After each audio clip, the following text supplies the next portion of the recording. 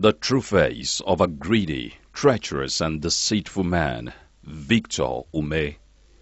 He is greedy, garrulous and treacherous. He is the last emperor of the All Progressives Grand Alliance, APGA. He is the proverbial Nza bird that after overfeeding itself challenged its chi into a wrestling match. His penchant for blackmail and greed is legendary. He is the long red-cap chief. He is Victor Umeh. Yesterday, this garrulous, treacherous and greedy emperor was living in squalor. Today he has fed fat from the sweat of the good people and indeed all those who believed in the shadows of our great leader, Dim Chukwuemeka Odumegwu Ojukwu, Ikemba of blessed memory. Victor Umeh is a garrulous politician with penchants for blackmail. Right from his school days at Bebendorf, Adazi, Nnuku, Victor Umeh has remained an interesting character any day. He excites as much as he amuses with the ease of a veteran in the act. This has, however, taken a new turn in recent times. Since he left school, Victor Umeh was hardly involved in any serious engagement before his APGA breakthrough, which he ruthlessly grabbed and celebrated with swag. Was the man bragging about being an estate manager of many years' experience until the APGA breakthrough, not a mere political servant to Chief Joseph Okonkwo Ofiadiolu, a political kingpin in Anambra, and was one of the politicians making rounds in the state?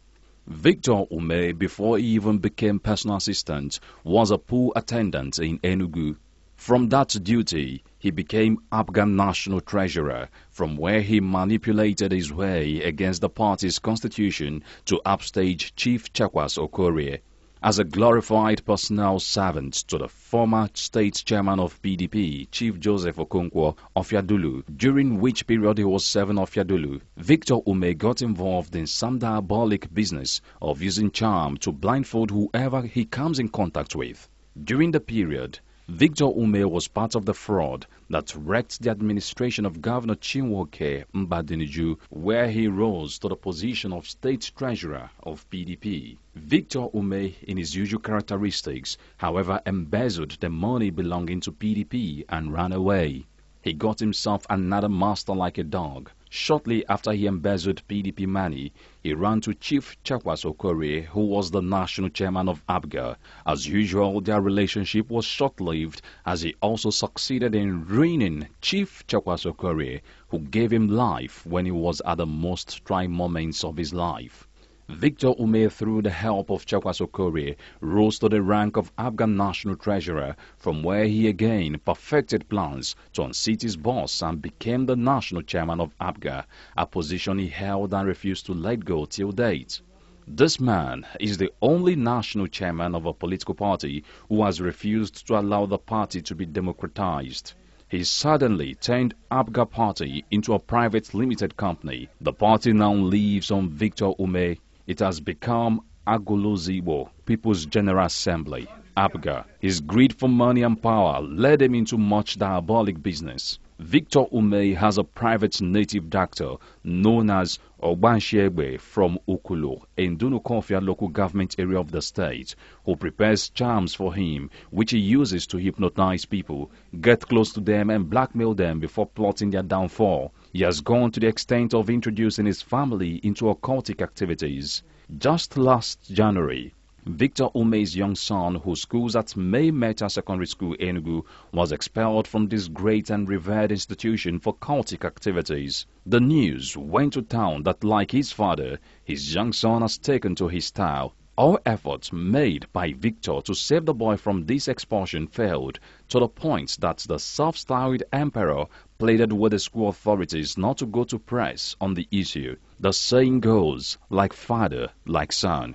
He has never been a good friend to anybody. He has always plotted downfall of his masters, among whom are Chief Joseph Okonkwo, whom he betrayed and stole his money. Another victim of this treacherous Victor Umeh is Chief Chakwas Okorie, whom he betrayed and took his position. Then, people like Peter Obi was not spared by the rampaging Umeh when he plotted several evils against the former governor who made him what he is today. He has continued to show the world how untrustworthy he can be. He has betrayed all his friends and masters and has been at war with whoever that contributed one thing or the other towards his success. When he started this journey just a few years ago, he lived in a two-bedroom rented apartment at Chime Avenue, Enugu. But today, he owns many palatial houses spread around Enugu, Dubai, London, Abuja, Agolozibo, among other places, courtesy of Abga and its victims. No wonder Chief Umeh owns the biggest estate in Maitama, FCT Abuja, Independence Layout Enugu, and over $12 million building in Dubai. Just within few years, he enslaved Abga and Anambra state government and turned them into his personal property. There is no gainsaying the fact that the problem of Abga today began as soon as Umeh assumed office as the national chairman. He readily saw the party as an empire under the maximum hold of his imperial majesty. He sought to do whatever he pleased and heeded no feedbacks. Hence, the fall of Abga was in inverse proportion to the personal gains of the emperor. For the first time in his life, Umeh's first trip overseas was sponsored by Peter Obi, the man he betrayed, castigated, and dumped. Now, he travels first class overseas at will. He now has fleet of vehicles and cherishes siren-blaring long convoy, all these as dividends of his chairmanship of Abga. Yet, he thinks in the Anambra are daft. With reckless abandon and show of power, Victor Umeh continued his evil pursuit for power, which has resulted in many deaths, making children motherless and fatherless, women widows, and men widowers. Among the numerous victims of Chief Umeh's dangerous quest for power was late Mrs. Rose Omojioba from Neni in Anocha local government area, who was killed by Chief Victor Umeh among others. Chief Umeh, therefore, is an epitome of the tail-wagging dog. He allows the lures of wealth to imprison his reason and gets falsely emboldened by the ephemeral glitters of wealth. He typifies the saying that the character of a man is only truly measured when he meets sudden wealth. Certainly, the volume of wealth Chief Umeh amassed in recent time surely entered his head, and he freely could challenge his chi to a wrestling bout. When he was brought out of poverty, Victor Umeh now can boast of multi-billion naira property scattered all over the major cities of Nigeria and beyond. He defrauded Rochas Okorocha, Ifeanyi Uba, Charles Soludo, Peter Obi, Iyom Uche Ekwunife, and Abga as a party.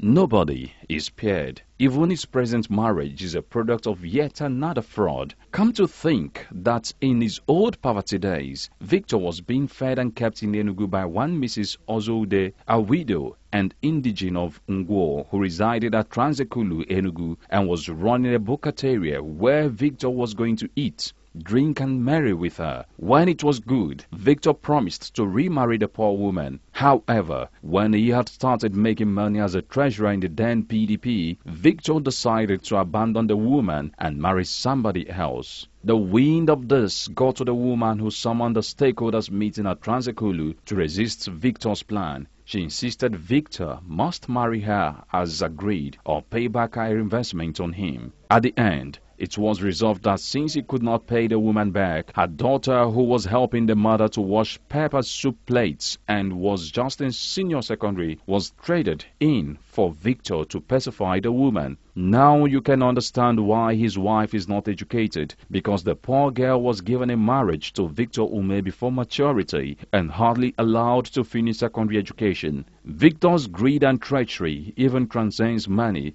Incredible. He is also up in arms against the incumbent governor, Chief Willie Obiano, and his deputy, Dr. Nkem Okeke, over what he called reimbursement of campaign funds. Today, he has come out with deception to canvass for support of Anambra, especially in the Anambra Central Sanitary Zone. He fed the party with scorpions and scorned its leaders, dribbled and defrauded those with genuine intentions of further expanding the frontiers of the party's circulation. No wonder Victor Umeh never wanted the party off his grip when everybody stood by him, Never did Indianambra and the members of the All Progressives Grand Alliance APGA know that he was serving personal interest. Thinking that he is clever, he does not know that he is playing Surugede, the dance of the spirits. Today, Victor Umeh has turned himself into a risk factor in Nigerian politics.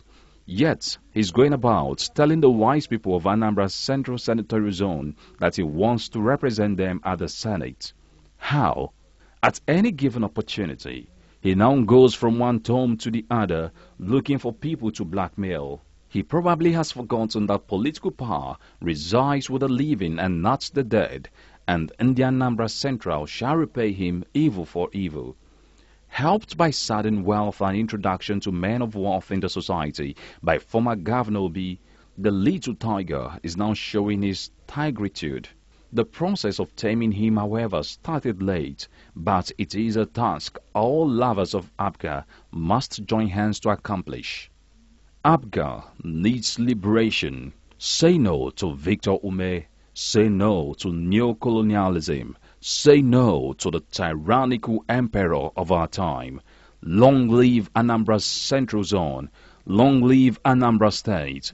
Long live Federal Republic of Nigeria. APGA needs liberation. Say no to Victor Umeh. Say no to neocolonialism. Say no to the tyrannical emperor of our time. Long live Anambra Central Zone. Long live Anambra State. Long live the Federal Republic of Nigeria. This is by the coalition of APGA Integrity Forum.